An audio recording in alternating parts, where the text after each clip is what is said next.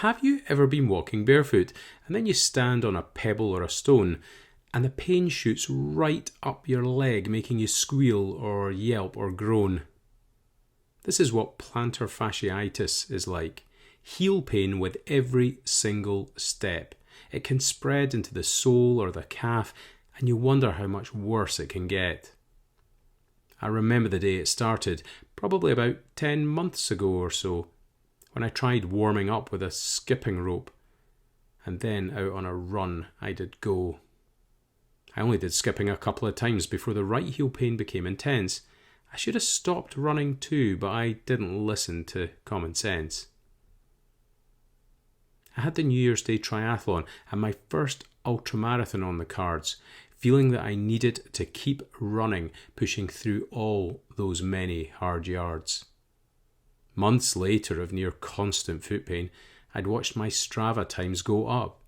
I was now running 56% on my left, and it was no longer filling my cup. "You should see a physio," said my wife. But being a doctor, I thought I knew best. I'd do all the things I tell a patient, putting my musculoskeletal knowledge to the test. First was the vibrating massage device in the shape of a Star Trek gun, which only helped for an hour or so, but using it was remarkably fun. Next, I then tried a Strasbourg sock, or as it's better known, an ankle night splint. But in the morning it would be lying on the floor, so that only lasted for a short stint. Then there were some special socks with compression and a padded heel that supposedly cradle the sore bit, which turned out to be a nonsense spiel.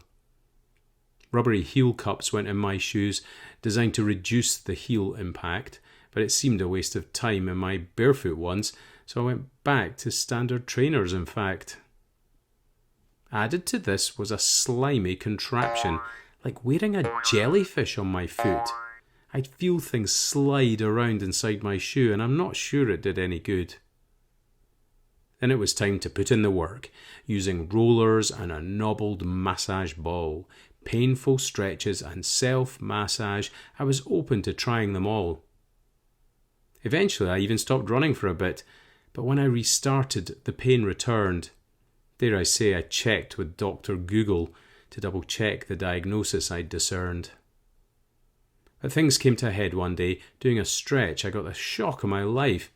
"Do you know your right calf's much smaller than the left one?" remarked my wife. Those months of pain had taken a toll. I'd been compensating on every run and gone from a 50-50 runner to, well, a really lopsided one. It's no wonder things weren't improving. My gait had become completely shot. Every step I was taking was off to one side.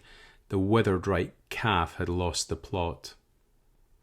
How was I going to fix this issue? Would I ever run pain-free again? Well, first I should have listened to my wife, which I confess hanging my head in shame. We all know doctors are terrible patients, but swallowing my pride, I lifted the phone and I called up the local physiotherapist so she could hear me complain and moan. The following week I was up on her couch as she worked away at my mess, then rammed some needles into my leg. It's not the most pleasant, I must confess. I still haven't got back to running, but at least now I'm on the right path, and the physio seems quite confident, since I'm keen to avoid her wrath. So what's the lesson I've learned here? Don't just think you can make things go away. Seek early expert intervention. I promise next time there'll be no delay.